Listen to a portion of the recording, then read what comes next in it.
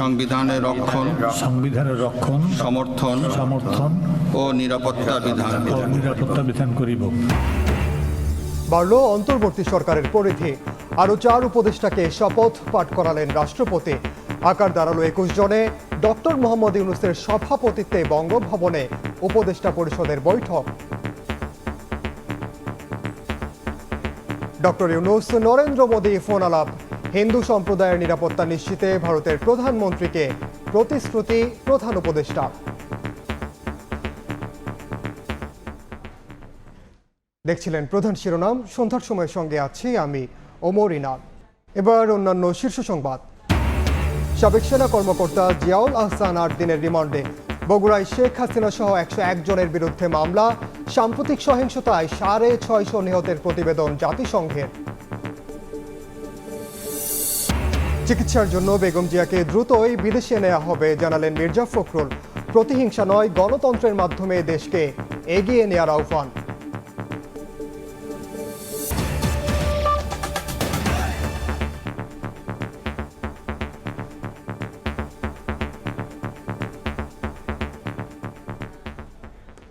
বাড়ল অন্তর্বর্তী সরকারের পরিধি। বঙ্গভবনে আরও 4 উপদেষ্টাকে শপথ পাঠ করালেন রাষ্ট্রপতি মোহাম্মদ শাহাবুদ্দিন। অনুষ্ঠানে উপস্থিত ছিলেন প্রধান উপদেষ্টা ডক্টর মোহাম্মদ ইউনূস। আর এর মধ্য দিয়ে অন্তর্বর্তীকালীন সরকারের আকার দাঁড়ালো 21 সদস্যের। শপথ অনুষ্ঠান শেষে বঙ্গভবনে ডক্টর মোহাম্মদ ইউনূসের সভাপতিত্বে ঘণ্টাব্যাপী উপদেষ্টা পরিষদের বৈঠক হয়। যাত্রা শুরুর 1 সপ্তাহ পর আবারও বাড়ল অন্তর্বর্তীকালীন সরকারের পরিসর। শুক্রবার ছুটির দিনে বঙ্গভবনে নতুন দায়িত্ব পাওয়া 4 উপদেষ্টা। বিকেল 4টায় বঙ্গভবনের দরবার হলে নতুন 4 উপদেষ্টাকে শপথ বাক্য পাঠ করান রাষ্ট্রপতি মোহাম্মদ শাহাবুদ্দিন। আমি সশ্রদ্ধ চিত্তে শপথ করিতেছি যে আমি আইন অনুযায়ী অন্তর্বর্তীকালীন সরকারের উপদেষ্টা পদের কর্তব্য বিশ্বস্ততার সহিত পালন করিব।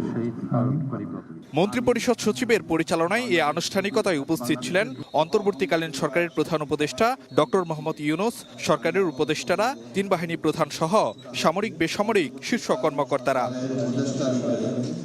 নতুন সরকারের উপদেষ্টা হিসেবে শপথ নেন সাবেক তত্ত্বাবধায়ক সরকারের উপদেষ্টা অধ্যাপক ওয়াহিদুদ্দিন মাহমুদ, সাবেক মন্ত্রিপরিষদ সচিব আলী ইমাম মজুমদার, সাবেক সচিব মোহাম্মদ ফাউজুল কবির খান ও সাবেক সেনা কর্মকর্তা অবসরপ্রাপ্ত লেফটেন্যান্ট জেনারেল জাহাঙ্গীর আলম চৌধুরী।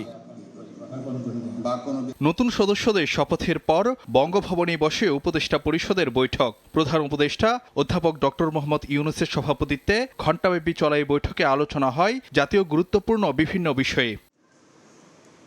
শুক্রবার নতুন 4 উপদেষ্টা অন্তর্ভুক্তির মধ্য দিয়ে অন্তর্বর্তীকালীন সরকারের আকার দাঁড়ালো 21 সদস্যে। এর আগে গত 8 আগস্ট রাতে শপথ নেন অন্তর্বর্তীকালীন সরকারের প্রধান উপদেষ্টা ডক্টর মোহাম্মদ ইউনূস ও 13 উপদেষ্টা। পরে 2 দফায় আরও 3 উপদেষ্টাকে শপথ বাক্য পাঠ করান রাষ্ট্রপতি। ফারুক ভিয়া রবিন, সময় সংবাদ, ঢাকা। বাংলাদেশের অন্তর্বর্তী সরকারের প্রধান উপদেষ্টা ডক্টর মোহাম্মদ ইউনূসের সঙ্গে টেলিফোনে কথা বলেছেন ভারতের প্রধানমন্ত্রী নরেন্দ্র মোদী। শুক্রবার বিষয়টি নিশ্চিত করে এক এক্সপোস্টে ভারতের প্রধানমন্ত্রী বলেন, বাংলাদেশে বসবাসরত সনাতন ধর্মাবলম্বী সহ বিভিন্ন সম্প্রদায়ের নিরাপত্তা নিশ্চিতের পাশাপাশি হামলা বন্ধে কার্যকর ব্যবস্থা গ্রহণের নিশ্চয়তা দিয়েছেন প্রধান উপদেষ্টা ডক্টর ইউনূস। বাংলাদেশের প্রধান উপদেষ্টার পক্ষ থেকে এই টেলিফোন করা হয় বলেও জানান ভারতের প্রধানমন্ত্রী। রাজধানীর নিউ মার্কেট থানার হত্যা মামলায় সাবেক সেনা কর্মকর্তা জিয়াউল আহসানকে 8 দিনের রিমান্ড মঞ্জুর করেছেন আদালত। বিকেলে ডিবি কার্যালয় থেকে আদালতে হাজির করে 10 দিনের রিমান্ড চায় পুলিশ। শুনানি শেষে মেট্রোপলিটন ম্যাজিস্ট্রেট আরাফাতুর রাকিব 8 দিনের রিমান্ড মঞ্জুর করেন।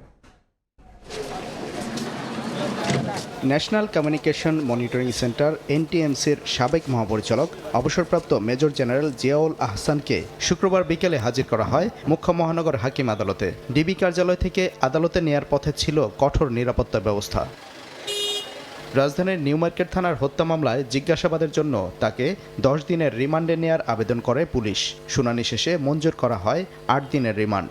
শুনানিতে আইনজীবীরা বলেন, আওয়ামী লীগ সরকারের ক্ষমতা টিকিয়ে রাখতে জিয়াউল আহসান নানা অবৈধ এজেন্ডা বাস্তবায়ন করেছেন। আন্তর্জাতিকভাবে বিখ্যাত সেই আয়না ঘরের আজকের রূপকার ছিল আজকের আসামি। আপনারা জানেন, এই একটি শ্রেণীর একটি ব্যক্তির ক্ষমতাকে কুক্ষিগত করার জন্য, স্থায়ী করার জন্য আজকের এই আসামির মতো কয়েকজন উচ্চ পদস্থ সেনাবাহিনীর কর্মকর্তা, পুলিশ কর্মকর্তা, র্যাব কর্মকর্তারা মানুষের কণ্ঠ চেপে ধরেছিল। এদিন সাবেক সেনা কর্মকর্তা জিয়াউল আহসানের পক্ষে শুনানিতে অংশ নেন তার বোন আইনজীবী নাজনীন নাহার। তিনি অবশ্য রিমান্ড বাতিল এবং জামিন চেয়ে আবেদন করেছিলেন। 2022 সাল থেকে Ziaul Ahsan national communication monitoring সেন্টারের মহাপরিচালকের দায়িত্বে ছিলেন। গত মঙ্গলবার চাকরি থেকে স্বেচ্ছায় অবসরে যাওয়ার কথা আদালতকে জানান তিনি। সাদিকুর রহমান, সময় সংবাদ, ঢাকা।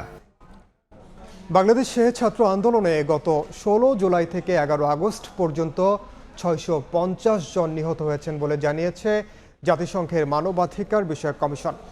এর মধ্যে শিশুই রয়েছে অন্তত 32 জন। শুক্রবার প্রকাশিত প্রতিবেদনে এ তথ্য উঠে আসে। 16 জুলাই থেকে 4 আগস্ট পর্যন্ত প্রাণ হারান অন্তত 400 জন। এছাড়া 5 ও 6 আগস্ট নিহত হন আরও 250 জন। শিক্ষার্থীদের বিক্ষোভ দমনে দেশটির আইন প্রয়োগকারী সংস্থা প্রয়োজনের অতিরিক্ত বল প্রয়োগ করেছে বলেও ওই প্রতিবেদনে উল্লেখ করা হয়। এছাড়া বিচার বহির্ভূত হত্যাকাণ্ড, গ্রেফতার ও আটক, গুম, নির্যাতন ও মত প্রকাশের স্বাধীনতায় বাধা দেয়া এবং শান্তিপূর্ণ সমাবেশে বাধা দেওয়ার মতো আরও কিছু অভিযোগ রয়েছে বলে জানান জাতিসংঘের মানবাধিকার বিষয়ক হাই কমিশনার।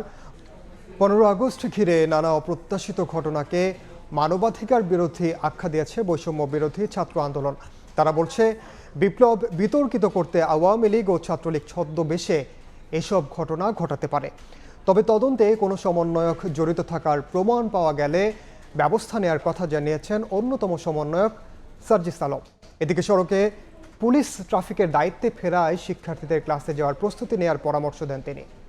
শুক্রবার সকালে ঢাকা বিশ্ববিদ্যালয়ের অমর একুশে হলে এ বিষয়ে কথা বলেন বৈষম্য বিরোধী ছাত্র আন্দোলনের অন্যতম সমন্বয়ক সার্জিস আলম। আওয়ামী লীগ, ছাত্রলীগ, যুবলীগ তাদের অসংখ্য মানুষজন বিভিন্ন ছদ্মবেশে ওখানে ছিল এই কারণে যে তারা একটি অস্থিতিশীল অবস্থা তৈরি করতে চায়। আমরা খুঁজে সমন্বয়ক বা সহ সমন্বয়ক পুরো বাংলাদেশে পেয়ে থাকি, এটার সাথে যুক্ত কোনোভাবে আমরা তৎক্ষণাৎ তাকে আমাদের ওই কমিটি থেকে, ওই টিম থেকে বহিষ্কার করব। 2013 সালে হেফাজতে ইসলামের সমাবেশকে কেন্দ্র করে আওয়ামী লীগের নির্দেশে পুলিশ ধর্মপ্রাণ মুসল্লিদের কানে ধরানোর মাধ্যমে এই সংস্কৃতির সূচনা করেছিল বলে অভিযোগ করেন সার্জিস। আর 15 আগস্ট রাষ্ট্রীয়ভাবে শোক দিবস পালনের পক্ষপাতী নয় বৈষম্য বিরোধী ছাত্র আন্দোলন। আমরা মনে করি না যে এই রাষ্ট্রীয় শক্তি তারা যেভাবে পালন করছে এটি হওয়া উচিত, কিন্তু তারা যদি ব্যক্তিগত জায়গা থেকে যতটুকু পালন করতে চায় ওইটুকুতে ন্যূনতম রেসপেক্ট আমাদের শো করা উচিত। পুলিশ ট্রাফিকের দায়িত্ব নেয় শিক্ষার্থীদের ক্লাসে ফিরে যাওয়ার আহ্বান জানান সার্জিস। যেখানে যখন পুলিশের কোনো একটি টিম বা ট্রাফিকের টিম, আইন শৃঙ্খলা রক্ষাকারী বাহিনীর টিম আসবে, তাদেরকে তাদের দায়িত্বটি বুঝে দিয়ে ছাত্র সমাজকে সেখানে সরে যেতে হবে। কারো মোবাইল ফোন চেক করা, গণমাধ্যমকে দায়িত্ব পালনে বাধা দেয়া বা আবাসিক হোটেলে অভিযান চালানো বৈষম্য বিরোধী ছাত্র আন্দোলনের কাজ নয় বলেও দাবি করেন তিনি। আপনাদের ক্লাসে ফিরে যেতে হবে। শাকির আহমেদ, সময় সংবাদ, ঢাকা। চিকিৎসার জন্য বিএনপি চেয়ারপারসন বেগম খালেদা জিয়াকে শিগগিরই বিদেশে নেওয়া হবে বলে জানিয়েছেন দলটির মহাসচিব মির্জা ফখরুল ইসলাম আলমগীর। রাজধানীর নয়াপল্টনে বেগম জিয়ার ৮০তম জন্মদিন উপলক্ষে দোয়া মাহফিলে অংশ নিয়ে মির্জা ফখরুল অভিযোগ করেন, ভারতে বসে দেশের বিরুদ্ধে ষড়যন্ত্র করছেন শেখ হাসিনা। প্রতিহিংসা নয়, গণতন্ত্রের মাধ্যমে দেশকে এগিয়ে নেওয়ার আহ্বান জানান বিএনপি মহাসচিব। কখনো কারাগারে, কখনো গৃহবন্দী, কখনো বা হাসপাতালে 2018 সাল থেকে এভাবেই কেটেছে বিএনপি চেয়ারপারসন বেগম খালেদা জিয়ার জন্মদিন। 2020 সাল থেকে শারীরিক অবস্থার অবনতি ঘটতে থাকে তার। সেই থেকে উন্নত চিকিৎসার জন্য বিদেশের মাল্টিডিসিপ্লিনারি হাসপাতালে চিকিৎসার জন্য দফায় দফায় তৎকালীন আওয়ামী লীগ সরকারের কাছে আবেদন জানালেও নাকচ করা হয় সেই আবেদনগুলো। 5 আগস্ট ছাত্র জনতার অভ্যুত্থানে শেখ হাসিনা পালিয়ে যাওয়ার পর 6 আগস্ট মুক্তি পান বেগম খালেদা জিয়া। 13 আগস্ট তার নিরাপত্তার জন্য গুলশানের বাসভবন ফিরোজার সামনে ও চলাচলে সার্বিক নিরাপত্তা সহ পুলিশ স্কট দেওয়ার আদেশ দেয় অন্তর্বর্তীকালীন সরকার। শুক্রবার বেগম খালেদা জিয়ার ৮০তম জন্মদিন উপলক্ষে নয়াপল্টনে কেন্দ্রীয় কার্যালয়ে আয়োজিত দোয়া মাহফিলে বিএনপি মহাসচিব জানান, শিগগিরই চিকিৎসার জন্য বিদেশে নেওয়া হবে বেগম জিয়াকে। অতি শীঘ্র আমরা বিদেশে চিকিৎসার জন্য নিয়ে যাব। আমরা আল্লাহর কাছে দোয়া করি যে সমস্ত সুস্থ হয়ে আমাদের মাঝে ফিরে আসেন। এ সময় বিএনপি মহাসচিব বলেন, সাম্প্রদায়িক হামলার অভিযোগের আড়ালে ভারতে বসে ষড়যন্ত্র করছেন শেখ হাসিনা। যে কোনো মুহূর্তে ভারতকে যিনি বসে আছেন শেখ হাসিনা, তিনি তার সুযোগ গ্রহণ করতে পারেন এবং চক্রান্ত শুরু করতেন। সেই চক্রান্তকে প্রতিরোধ করাই এখন আমাদের কাজ। অন্তর্বর্তীকালীন সরকারের বিভিন্ন সিদ্ধান্তকে স্বাগত জানিয়ে তারা দেশে শান্তি ফেরাতে কাজ করবে বলেও আশা প্রকাশ করেন মির্জা ফখরুল ইসলাম আলমগীর। কিছু জঞ্জাল জমা হয়েছে, তো এই জঞ্জাল তো সলভ করতে হবে। মার্জিয়া মুমু, সময় সংবাদ, ঢাকা। এদিকে বিকেলে বিভিন্ন সম্প্রদায়ের নেতাদের সঙ্গে বৈঠক করেন বিএনপি মহাসচিব মির্জা ফখরুল ইসলাম আলমগীর। বৈঠক শেষে তিনি বলেন, যারা ধর্মীয় সংখ্যালঘুদের ওপর নির্যাতন করে তারা দেশের শত্রু। তাদের অপচেষ্টায় সাম্প্রদায়িক সম্প্রীতি কখনোই নষ্ট হবে না। বিএনপি মহাসচিব আরও বলেন, সবাইকে সঙ্গে নিয়ে রেইনবো রাষ্ট্র নির্মাণে কাজ করবেন তারা। হিন্দু, বৌদ্ধ, খ্রিস্টান ঐক্য পরিষদের নেতারা বলেন, তারা স্বস্তি এবং সাম্প্রদায়িক সম্প্রীতিতে বসবাস করতে চান।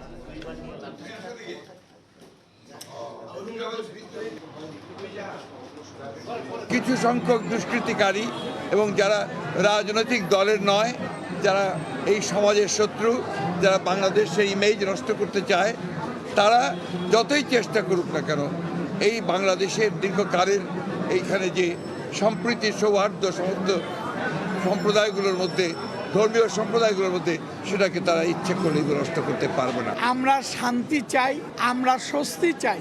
নানান লড়াইয়ের মধ্য দিয়ে আমরা আমাদের কথাগুলো এদেশের যারা রাষ্ট্র পরিচালনা করছেন, যারা রাজনীতি পরিচালনা করছেন, আমরা তাদের সামনে আমরা তুলে ধরতে চাই। আদিবাসী হিসেবে সাংবিধানিক স্বীকৃতি সহ 11 দফা দাবিতে বিক্ষোভ কর্মসূচি পালন করেছে ক্ষুদ্র নৃগোষ্ঠীর মানুষ। বিকেলে রাজধানীর শাহবাগ থেকে বিক্ষোভ মিছিল বের করেন আদিবাসীরা। মিছিলটি শাহবাগ মোড় ঘুরে টিএসসি হয়ে কেন্দ্রীয় শহীদ মিনারে শেষ হয়। পরে সেখানে সংক্ষিপ্ত সমাবেশে বক্তারা বলেন, আদিবাসী হিসেবে সাংবিধানিক স্বীকৃতি ও আলাদা মন্ত্রণালয় গঠন করতে হবে। এছাড়া বিভিন্ন সময়ে আদিবাসী হত্যাকাণ্ডের তদন্ত করে দায়ীদের বিচার করতে হবে। পরে সমাবেশ শেষে কালচার শোডাউন করেন বিভিন্ন আদিবাসী সাংস্কৃতিক সংগঠন। জাতীয়করণের 1 দফা দাবিতে রাজুক বঙ্গভবন মোড়ে বিক্ষোভ করেছেন বেতন বৈষম্য বিরোধী গ্রাম পুলিশ। বিকেলে জাতীয়করণের দাবিতে বঙ্গভবন মোড়ে অবস্থান নেন গ্রাম পুলিশ সদস্যরা। পরে গাড়ি থেকে নেমে অবস্থানকারীদের সঙ্গে কথা বলেন স্বরাষ্ট্র উপদেষ্টা এম শাখাওয়াত হোসেন। এ সময় তাদের আশ্বস্ত করেন তিনি। এ পর্যায়ে শীর্ষ সংবাদ জানিয়ে দিচ্ছি আরেকবার। সংবিধানের রক্ষণ, সমর্থন ও নিরাপত্তা বিধান করিব। বাড়ল অন্তর্বর্তী সরকারের পরিধি। আরও 4 উপদেষ্টাকে শপথ পাঠ করালেন রাষ্ট্রপতি। বঙ্গভবনে উপদেষ্টা পরিষদের বৈঠক, ডক্টর ইউনূস নরেন্দ্র মোদী ফোন আলাপ। সাবেক সেনা কর্মকর্তা জিয়াউল আহসান 8 দিনের রিমান্ডে। বগুড়ায় শেখ হাসিনা সহ 101 জনের বিরুদ্ধে মামলা। সাম্প্রতিক সহিংসতায় 650 নিহতের প্রতিবেদন জাতিসংঘের।